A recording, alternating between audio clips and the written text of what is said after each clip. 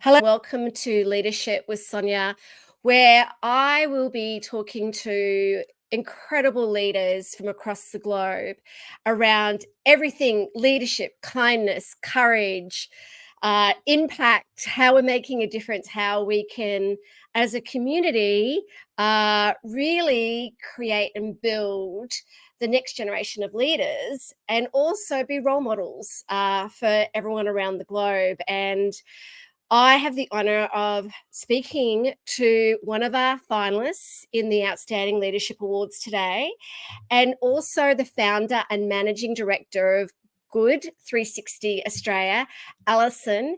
Covington, how are you? I'm very good. Thank you for having me today. It's lovely to connect with you today. So tell me a little bit about Good 360. So Good 360 is a simple concept. So what we do is we get businesses brand new excess goods and we match them to charities and disadvantaged schools all around the country. So they're businesses like Harvey Norman, Nike, Colgate, IKEA, Lego, all the businesses that might not have sold through their goods or have spare or excess goods available for people who are in need. And as we know at the moment, there's more people in need around Australia than ever before. And these businesses are so generous that they donate these goods so that we can give them to people who need them at no cost to them. And it's just a fabulous way to be able to help people who are just finding it a little bit challenging at the moment. Yes, I think, definitely there are a lot of people finding it really challenging at the moment. I think it's amazing what you're doing. And I would love to know what you founded this organization. What was kind of the catalyst for you to like Good 360? Where did it come from? Tell me a little bit about your story. Yeah, so I read about Good 360 operating in the US. I read about that back in 2012. And when I read that they had been working with businesses since 1983, and when I read it in 2012, I wondered why Good 360 didn't exist in Australia or a concept like that. Businesses or charities had been working together to work with food waste, but nobody had offered that service for businesses who had all those other beautiful brand new goods, whether that was clothing or toys or furniture. And I thought, well, what was happening to those brand new goods since 1983? Why was Australia not matching up those goods? Why were we so good at doing food, but we hadn't come up with a solution for all those other items? And importantly, why was people not having access to these brand new items? And that was the bit that I just couldn't understand. And so when I read about it in 2012, I just couldn't unknow it. And I kept coming back to, if since 1983, other parts of the world were connecting these goods, and in Australia we weren't, how many people were left with their needs unmet? And also businesses, how were their needs not being matched for those goods? Where were they going? And I just couldn't unknow it. And it was really frustrating for me. So I just kept thinking about it, talking about it, annoying everybody that I could about it. And then I just went, well, if I don't do something about it, then who will? What's going to happen? And it'll be more decades that will go on and still we won't have a solution. So I had to give up what I was doing and then start with 360. And so it just been the catalyst of, one person has to start something and then other people will join. And now we've got, over 500 businesses working with us. We've donated 40 million items since then. So it just proves that you can be crazy enough to start something. Lots of generous businesses will come along and, we've got 4,000 charities benefiting from the good work that we do. And we've helped over 1 million Australians. So it just takes somebody who won't stop thinking about it to do something about it. And then, people can join and be part of something that is just so wonderful. That's incredible courage for you. So what were you doing before you started Good 360? I was actually the managing director of a transport company. So quite different. I didn't work in the charity sector. I wasn't very charitable in talking about transport. But I had some good skills in terms of understanding logistics of how to get people across the country. Yes. I get boxes and goods all around the world, all around the country. And, I knew about technology and, sales and marketing and lots of other skills that you need to do.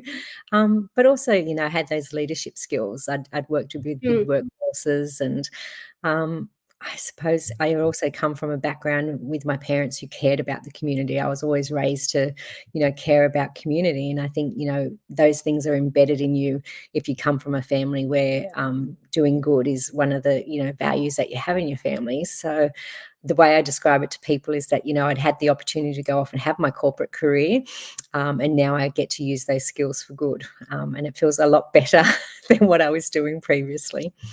It sounds amazing what you're doing, and also to have you as a finalist in our leadership awards, which is all about kindness and courage. So you have it in spades, and you've just spoken about, obviously, I'm sure you didn't expect your journey to be where it is today, but it sounds like you are absolutely in the right spot and you're able to use the skills in your career. And being an MD of a transport company prior to this is perfect. But what is leadership? Like, when you think about how important leadership was in your career and now even today, what does leadership mean to you? I think leadership is one of those things is having a good team and enabling them to do good. So it's leading with values and purpose. And obviously at Good 360, we're all about purpose. But it's rallying everybody to be their best self.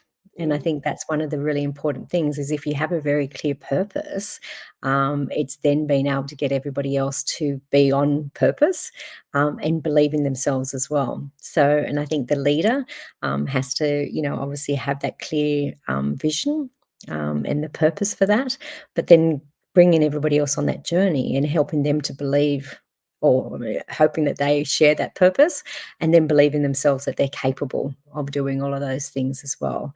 And I think that's the joy that we have at Good 360 is that, there's obviously always a lot of work to do, but we have a very clear, defined purpose. And then as the leader, I help them, be part of that purpose, and work towards that. And it's a joy to see the team actually achieve that purpose. Yeah, when you have that purpose-driven culture and organisation, it makes such a difference, staying true to purpose, and that helps with courage as well. Uh, I've got so many stories I could tell about challenges and courageous times where we just stayed very focused on our purpose. And, throughout your career, or even now, I mean, what's been some of your, can you think about any of those challenges or adversities or stories that you'd love to share with people listening and watching today that could help them overcome adversity or challenges? What have been some of your challenges? I think in the time that, Good 360 has been, we're almost 10 years old now. Australia has faced a lot of challenges and a lot of adversity. So when we started Good 360, I thought we were helping people in need. And then we looked and, we faced a very substantial drought in Australia. And then, we had to react to help people who were, really facing some challenging times out in the country. And then next thing came a bushfire. And, the team were on holidays and we had to rush back from holidays at Christmas time to help with, a worse bushfire than we could ever have imagined. And then next thing we went into floods and it was just like, so as an Wow. organisation, we're a very small organisation, a very young organisation. So just continuously having to pivot and just look at who we were as an organisation to help the many when we were very few. And we were constantly having to learn and go, well, what else can come? But Australia had all these new challenges come at them. So we thought, we're here to help the vulnerable, then the drought, then the bushfire, then the floods. And we're having to keep going out to our partners and saying, look, times are different, but can you help us help the many who have been affected by this? And then something come that we could never have possibly imagined, which was a global pandemic. And like all organisations and people across Australia, we had to learn very quickly how do we do this global pandemic, because we had to work differently.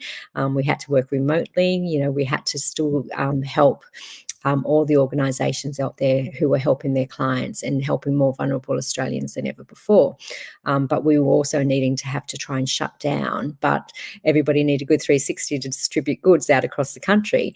But, in a workforce where you weren't supposed to be operating, but the need was larger than ever before. So we were then saying, well, how do we do that? And so we're having to call on the police and the military to say, can you help me in our warehouse? So we were doing all sorts of things that would never been done before. And it sort of took new leadership, new courage from our team to say, how can we do this while we're working remotely? We have to do things that we've never done before. But we couldn't say no because we had Australians who needed our help more. And we had to go to our partners and say, can you help us? We had to go to funders. We had to go to government. And, we were in Western Sydney, which is one of the harshest lockdown areas of Australia, and definitely in Sydney, and saying that, our community needed us more than ever. When, we were mandating that people had to wear face masks, but our people in Western Sydney couldn't afford to wear face masks. They were big families. They didn't have the luxury of being able to afford those. So, and hand sanitizer, these are all costs that people couldn't afford. So we were having to try and distribute into communities where they couldn't afford these things. So as an organisation, we were constantly pivoting. And then, we're now in a cost of living crisis, that there's Australians who are the ones who would fund these disasters are now saying that, their mortgage have come off a fixed interest rate and now they're having to pay 3 times as much for their mortgage, or they've got rent increases, or electricity, or fuel prices, or grocery prices. And these are all our everyday Australians who are working now 2 jobs, or mum normally stayed at home, or now she's gone back to work. And so, our everyday Australian is now doing it tough. So Good 360 as an organisation has constantly changed. The leadership style has changed to say, how do we support our own team who also are doing it tough because they're the everyday Australian, but they're having to dig deeper every day to say, well, there's more Australians out there who need our help. How do I keep helping the people when I'm also struggling at work myself, because my family's doing it tough too? So there's constant challenges being a leader, but then saying, because of our purpose, we're here to help people in need and also reduce waste. Sometimes it's a good diversion from all the other stress going on around in the world, that we feel that we do good. It actually gives us some light relief to go, I feel very humbled that I can go and hear the story of how we've helped another Australian. And that sometimes helps our own mental health to be able to do good. So it's an interesting role at Good 360 that, there's constant challenges coming at us as a leader, but also as a team. But we do our best every day. And it's just an interesting job that we have, but we feel quite fulfilled to do it. Wow. I'm hearing a lot there around the 2 things that I always focus on as community and courage. So it sounds like you really came together over the last decade, especially the community, around supporting you and helping you. I mean, for anyone that is listening or watching, what can we do to support you even more? I mean, we are doing it tough, but the thing is, what can we do to help you? It's what small things would you like any of us to be able to serve you and help you in terms of your great purpose? So I think, Good 360, we were about helping people and planet. So, I mean, obviously all charities at the moment are finding it tough in terms of volunteers because everybody's had to go back to work. There's not enough volunteers for Yeah. the whole charitable sector. So, we encourage anyone, wherever you are, if you have time to volunteer for your local charity, please do that. And fundraising dollars have become tough for all charities. With Good 360, a $5 donation to Good 360 will improve the life of an Australian. So, we really do encourage you to either donate to Good 360 or to one of your charities if you have the opportunity to do that. So I think we underestimate how much the charity sector does need support, but we also, the whole sector understands that people are doing it tough. So, if there's a corporate partner or the government listening, we encourage you to think that, the charity sector is really supporting Australia. So have a think about how you can continue to support the sector, and be kind. I think, this is one of our values is kindness, along with innovation and collaboration and integrity. Charities are doing it really hard in terms of we keep backing up, as you heard, and with their, most charities, they're almost 24/7 and expected to keep doing that. So be kind, and sometimes there can be some harsher comments expecting charities to be able to do everything. So think before, you expect charities to be there for all the time, because we are, an organisation or, an industry that really does care about the community. So be kind when you're asking charities to do work out there in the community. Yeah, kindness is everything. It's great to know those are your values. Kindness is one of ours as well. Imagine if we had more kindness. So yeah, I think and volunteering is just such an amazing thing to be able to contribute back and make a difference. So if you are watching and listening, please think about that.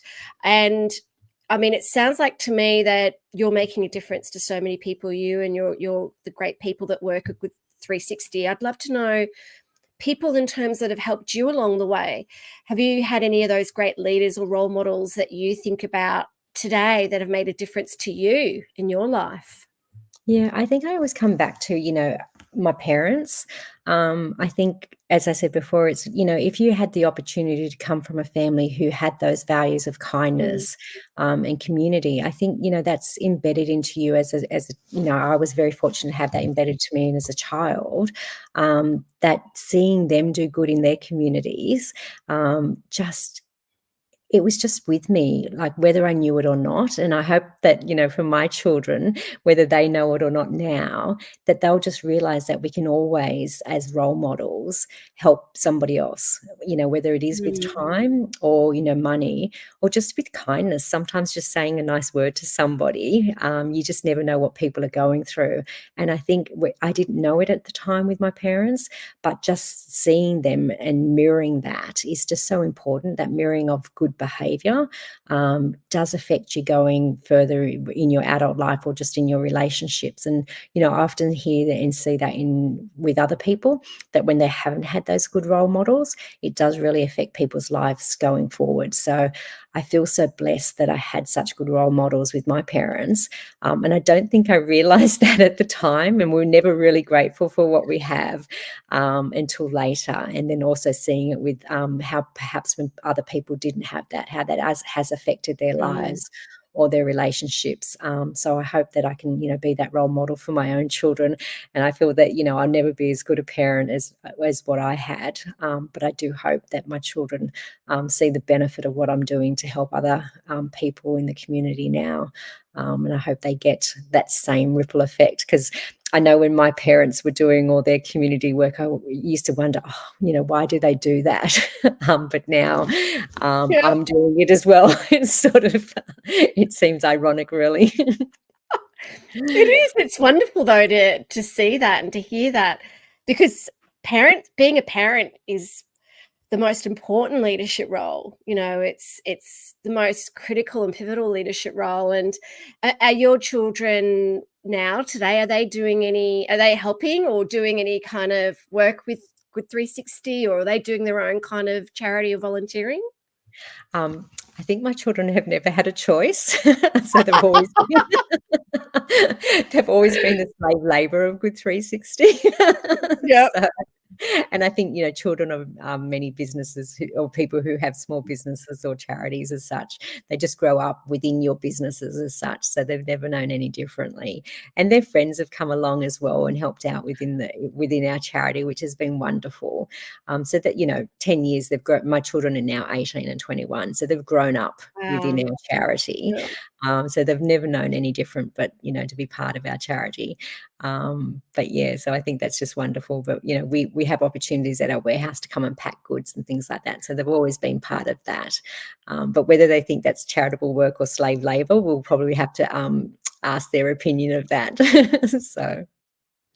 Yeah, I'm sure they see it as charitable. I mean, I have a 22-year-old daughter that's grown up with me and the whole leadership HQ and the awards for the last 17 years. And you'll meet her at the awards next week. She is so all over this leadership space, because I used to take her to so many different events and things. And now listening to her talk about and think about leadership today, it definitely rubs off on them.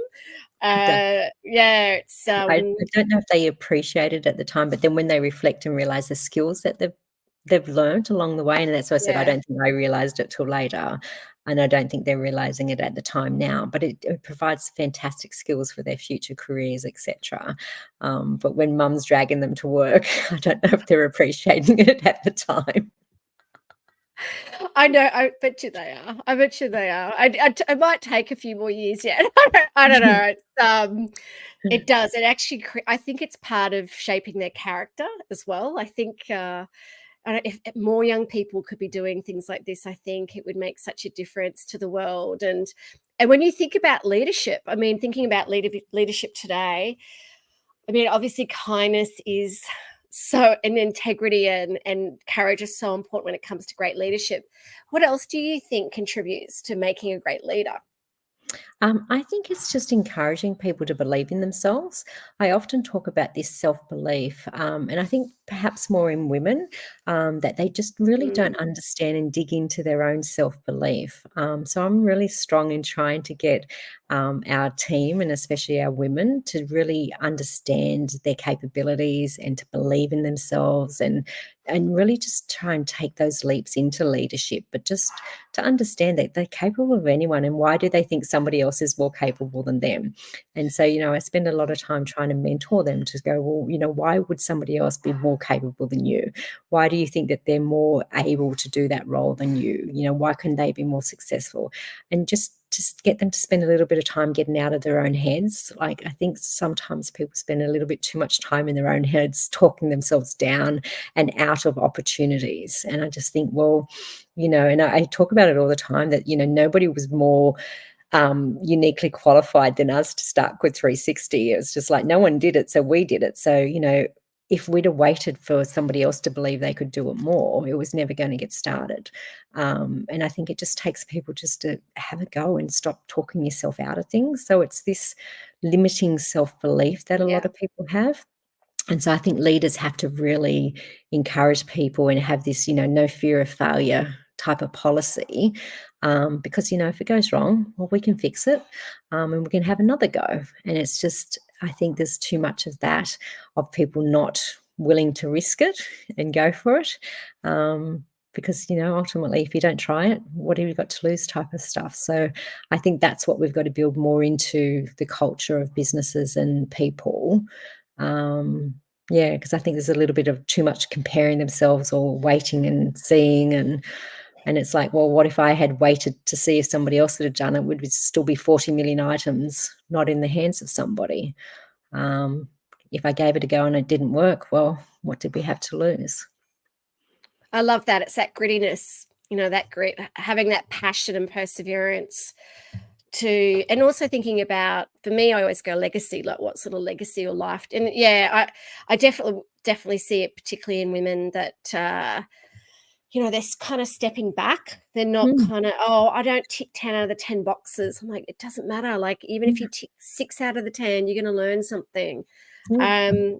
And that comparison thing, oh, it does. It really, that's why, yeah. Anyway, I could go down a rabbit hole when it comes to, just staying, like, believing in yourself, like really believing in yourself. And we all have those times where we're having that imposter syndrome or that little, niggling voice, like, what happens if I fail? Thing is, it's, you've got to But try, like, what yeah, happens if you succeed? yeah, That's exactly. what I always say, like, "What have you got to lose? What happens if you succeed?" So get out of your own Absolutely. head. And it's like, what do you got to lose? It's just give it a go. It's like you could sit here and overanalyze, and this is I think people sit there and overanalyze for so long that you could have actually got up and got it done. And that's what I think, get out of your own head, get out of your own way and just get it done. Stop talking, and the whole thing is like, stop talking about it, let's just go get it done. Because if I just sat there and just kept writing a business plan and kept thinking about starting Good 360, we Yeah. could have been waiting how many ever years to get it right. So let's not have perfect in the way of getting on with the job. So, and Love that's what I that. keep saying to people. It's like, let's just do it. We'll perfect it as we go along. And it is about just doing it and just going, you know what, you will learn along the way, and that's where you get your greatest learnings, by the unexpected or from the mistakes or those stuff ups and things. Uh, I mean, how do you sharpen your sword? Like, for you to be your best self and also to navigate some of these kind of challenging times, which you've absolutely faced in the last decade. So you've been sailing the Good 360 ship, and it hasn't, like, I'm sure it's been like up and down, like, like trying to ride the waves, right? But how do you make sure that you of being the best version of you? Oh, I don't know if I have the perfect answer for that. So it is there's plenty of times that I'll say I have been rocking in a corner, so I won't admit that, perfection has been there the whole way. But I think I'm a pretty resilient person. So I think, through life I've had lots of ups and downs. So Good 360, going through the ups and downs is not new to me. So I think if you've been a person who has had to be resilient, I think that helps. And I probably, I can laugh. I'm not one that can't take a hit and get back up. So I think, you have to learn to be that type of person, have that type of resilience, especially in the type of work that we do. So we definitely recruit for people who are resilient, and can take hits, basically, so that, you can take that. And that's who I am as a leader. As you said, I don't get upset by things. I just go, okay, let's get back up and, rock in a corner for a moment, then we'll get back up and have another go. So that's just who I am by nature. And I Mhm. think that's, maybe that's a leadership style, that actually works well for me, because that's the type of person I am, and that's helps as a leader, to be able to navigate these sorts of times. So I'm quite easygoing in that way, and quite determined and quite resilient. And then I suppose because work is busy, sort of Monday to Friday-ish, on the weekends, what I describe as, I don't like to people a lot. So I don't spend a time around people. I have my quiet space so that then I can have that resilience sort of Monday to Friday. So, I have my time alone with, my family or my closest friends, and have, go to the beach and do that sort of. I don't need as much headspace for the amount of time that I'm going to need to be resilient during my working week, if that makes sense. So Yeah. I give myself the downtime I need, um, in my off time, so that I can really, be fully on during my on time, if that makes sense. Yeah. And, I like to get near the water and things like that, and just be really quite calm and things like that. So it's like I'm really on, and then I'm like chilled. I love that. So you have like a PA weekend. Yeah, yeah, and then, like, pe people think Like a that, PA. 'cause I'm Yeah. not very extroverted, so I need my non-peopling time, Oh, wow. um, Yeah. on after, like, if I have to people a lot during the week, which is part of my role, then I don't people for a few days. I totally understand that. I love that. I love that terminology. Yeah, I think it's important that you understand that you're around your energy buckets. Yes. And I'm an extrovert. Mm. However, on weekends, people say to me, "Oh my gosh, you must be like out there, lunching and meeting lots of people." And I'm like, no, the exact opposite. Yeah, I actually weekends I don't want to make plans with people. As yeah. in, I love everybody. I love my friends and family, but I just love to kind of regroup and re-energize. And it's really important that you have that well-being and self-care. And yeah, the water, being by the water. So it's great to hear that. But I do love that. I'm going to steal that, people a lot. I think that's a great So term. when I'm like, say, "Oh, sorry, I'm busy," it means like, "No, I'm not busy. I'm actually just staying away from people." I'm on the balcony by myself. But that's good. Like it's yeah, and it actually no is a great word. I when I was younger, I didn't like upsetting people, and a bit of a people pleaser, and it was like saying. And now that I say no a lot more, it's really empowering. No, I don't have time for that, or no, I'm going to be focusing on self care. This, like no is a great word. Obviously, saying yes is a great word as well. So I think obviously saying yes to opportunities, but when you know that you have to take care of yourself, it's good to say, look, no, it's okay. I think that's really powerful. Yeah, so it's just So, building your energy back up for a very high energy role is yeah. how you do it. It's just re-energizing. And also, as well, Alison, I'm sure you're giving so much to everybody. I think you do need that giving self, like giving self kindness, self compassion, self care, especially when you're in an organization like yours, which is so focused on others. It is really, really important that you do serve yourself and give to yourself. Yeah. So what's next for you? So where is Good 360 going? What is kind of on the horizon for you?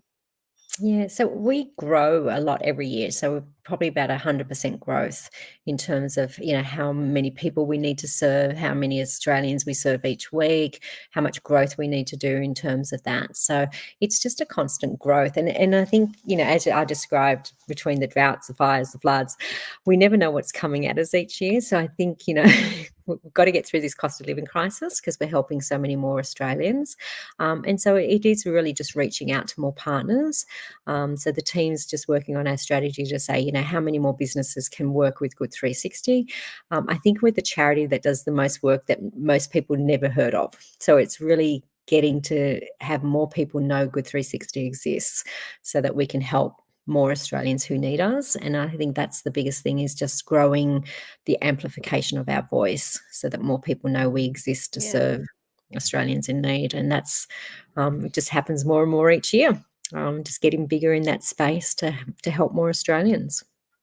And have you got any presence in other states? As in, So do you have teams in other states? So for instance, if I'm in Queensland, if I wanted, the team and I or my network would love to support you, we'd be able to go to your website and find out where you're located and how we could support. So we've got a warehouse in Sydney, but we've got staff members in Queensland and South Australia, and we're looking to grow nationally. So we're thinking about that strategy. But we have charities in every state across the country where we Right. serve. So we've got 4,000 charities across the state or across the country, but we don't have a physical presence in every state at this moment. But we serve charities in every state across the country, so they receive the goods everywhere across Yep. Australia. But for you to physically come to a Good 360 office, we don't have that at the moment, but we do service people across all of Australia. Unreal. Okay. Well, I'll definitely, and the team and I will definitely have a look at the charities you serve and see what we can do to support you. Yeah, because this cost of living crisis is, yeah, it's, I don't even know how to tackle this one. I just wish that, what can we do? Yeah. And it's just, I suppose, we need hope. We need Mm. to be supporting each other, giving to each other so much more. I think that's really important that we keep doing that, and it's just amazing the work you're doing. I'm just in awe of your leadership and Thank the you. work you do. And I think it's just raising the awareness. Come to our website, have a read of the different programs we do. We work in digital divide. We provide data and computers to people who are excluded. Like 1 in 4 Australians don't have access to a device, which I find, Really? incredible that in a society like ours, which, today we're doing so much work, just, assuming people have access to a device and data, but so many people don't. So we work in that area.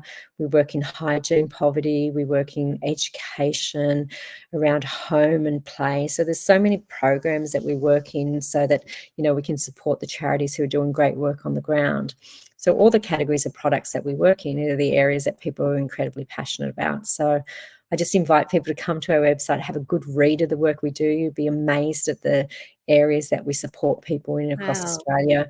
I think you'd be more amazed that in a country like ours, that people need the support like this. That's what's, why I started Good 360, is just going, I can't believe that there's so much need here. There's just the assumption that all of us have access to what we need. But we don't, and that's why I just want to get these beautiful products into the hands of people that need Mm. them, so that they can go on and thrive in life and not just survive. And I think that's the thing that I'm most passionate about, is that we can change that when we all just collaborate and work together. I love that. Thrive. We need to be helping so much more. We need to be helping and helping others thrive. So you've actually made my day, speaking with you, and just your leadership and the hope that you're giving so many Australians. I just want to say thank you so much. And I'll definitely be reposting our conversation today and sharing it with as many people as we can to help you and your voice and your mission and your purpose. And if there's anything we can do to help, or I can do to help, please reach out to me, or the network, or anyone that's listening or watching. I have put the website to Good 360 in the blurb for today. Please reach out to Alison, contact her team at Good 360. And is there anything you'd love to before I could talk to you forever, but I've taken up so much of your time. Is there anything else that you'd love to say to anyone that's watching or listening today? No, just thank you for your time. And just, I think, Australia is such a beautiful and lucky country. And it's just for me, it's about, if we all just collaborate, again, I just come back to, how do we help people move forward from surviving to thriving? And just with kindness, I think, we just get so caught up in our own days. What little act of kindness can you do to help somebody? It actually makes you feel so much better in your day. So perhaps just think about that in your day to Mhm. days. What little act of kindness could you do for somebody? It's contagious. And it is. It's a kindness is like a dopamine exchange. So, what can you do to show kindness? Even the smallest acts of kindness can make a difference. So, please be kind to Good 360 if you're watching or listening, and do what you can to support you. So, Thank to you. support the great team. So, thank you so much for being on Leadership with Sonia today. It was such an honor speaking with you, and I look forward to seeing how we can serve and help you in the future as well. Lovely. Thank you so much for your time. Anytime. You take care. Thanks Thank you. again. Thank Bye. you. Bye.